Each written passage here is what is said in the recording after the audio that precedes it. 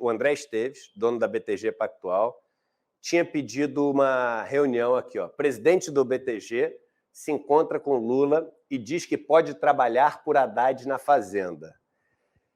A matéria, ela é que a gente não pegou o subtítulo. Ali o subtítulo é interessante, mas eu lembro mais ou menos, eu posso falar, enfim, não vai ser ipsis literis, mas eu lembro direitinho do que dizia o subtítulo. E o subtítulo dizia o seguinte, que o Esteves, né, ele achava que conseguia ajudar para aumentar a aceitação do Haddad, né, no mercado e diminuir a rejeição do Haddad no mercado. E aí, diz a matéria, que ele pediu para o Nelson Jobim. Nelson Jobim faz parte da BTG, ele é um dos sócios lá da BTG, ou do conselho da BTG, pediu um encontro com Lula para poder conversar e se oferecer como alguém para diminuir a rejeição do mercado ao Haddad. E isso aqui para mim, é tão nojento quanto a cena de comer uma carne com ouro num Brasil que passa fome pra caramba. Isso aqui é o seguinte, isso aqui, para mim, é a foto de por que a gente chegou aqui do jeito que a gente chegou. Olha o que tem por trás de algo como isso. Olha a superioridade que essa turma se coloca. A pergunta é, e eu tomo o maior cuidado, porque eu já trabalhei com o André Esteves, então não estou falando assim no pessoal, porque eu tento, apesar de ter todos os meus impulsos aqui, né, pessoais em relação a essas pessoas, não estou no pessoal, não. Eu não estou no pessoal. Vale para o Esteves, como vale para os donos dessas outras empresas que estão lá representados pelo Esteves, que está servindo como o porta-voz deles. Pô, quem que esses caras pensam que são para ir para o presidente da República, e falar o seguinte, olha só, eu posso te ajudar para a turma aqui aceitar melhor esse cara aí que vocês estão colocando. Esse cara, o Haddad, é um cara muito, muito mais bem formado do que eles todos. Por acaso, eu sei a formação deles. Eu sei no que esses caras se formaram. Eu sei a faculdade que eles fizeram. Eu sei se eram bons ou maus alunos.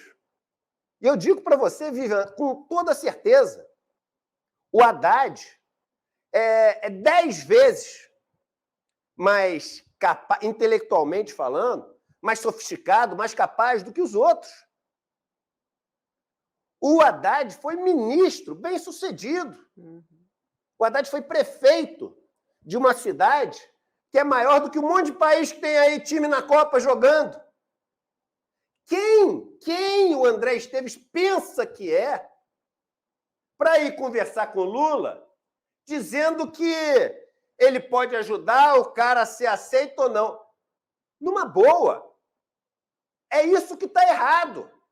É isso que está errado. Olha aqui. O presidente do Conselho de Administração do BTG, André Esteves, se encontrou com o presidente Luiz Inácio da Silva em Brasília ontem, onde o petista está hospedado. A notícia dessa reaproximação foi divulgada pelo Valor Econômico. No encontro, que foi organizado por Nelson Jobim, como eu disse, ex-ministro da Justiça de Lula e que é membro do colegiado do BTG, Esteves disse a Lula que não via problemas com a escolha de Fernando Haddad. Disse ainda que poderia trabalhar para mitigar a resistência da Faria Lima. Exatamente o que eu falei aqui.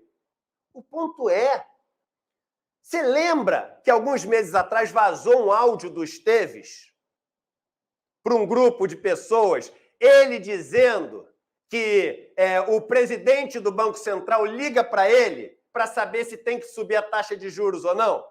Você lembra que nesse áudio do Esteves, ele dizia que ele que teve que explicar para os ministros do Supremo Tribunal Federal por que tinha que ter independência do Banco Central? Então ele ensinou, e ele fala, ele ensinou para os ministros do Supremo Tribunal Federal por que tinha que ser aquilo? Você lembra quando ele se gabava da relação que ele tem com o Lira, com o presidente da Câmara dos Deputados? Então, meu irmão, minha irmã, o erro é aqui. Isso aqui é muito mais grave que o bife de ouro. Isso aqui é muito mais grave que o bife de ouro. E o que a gente tem que entender é que essas pessoas, novamente, não estou falando só do André Esteves, estou falando das pessoas do mercado, onde eu trabalhei durante 20 anos. Essas pessoas que têm bilhões, elas são, e aí vai ser difícil para vocês acreditar nisso, e novamente vai parecer aqui recalque, inveja, mas tudo bem, eu já falo sabendo que corro o risco de ser julgado assim. Essas pessoas, intelectualmente, não são medíocres, são medianas. São pessoas que nunca se destacaram pela inteligência do saber que possuem. Não. São pessoas que se destacaram só por uma coisa, Vivian, pela quantidade de dinheiro que conseguiram juntar. E conseguiram juntar dinheiro num mundo, que é esse mundo financeiro, onde, para ganhar dinheiro, você tem que derrubar. Você tem que passar a perna. Você tem que enganar. Essa é a regra. O mundo financeiro é uma guerra, e eu posso até falar, assim, usar um termo que chega a ser quase perigoso, mas eu uso, sem lei.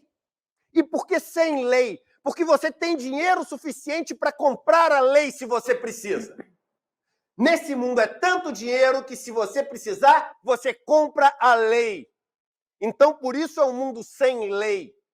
Então, essas pessoas que não têm ideia como é que se produz uma cadeira, que não sabem de onde vem esse tecido, como é que faz para fazer esse tecido, que não sabem de onde vem a comida que está na mesa deles, que não sabe que horas acorda uma pessoa que serve o café da manhã na casa deles, não sabe nada da vida como ela é, sabe simplesmente sobre essa prática hostil, agressiva, e até diria bandida, porque a palavra bandida vem de bandas, vem de separada, segregada, marginal também, aquele que está à margem, mas dessa prática bandida do mundo real.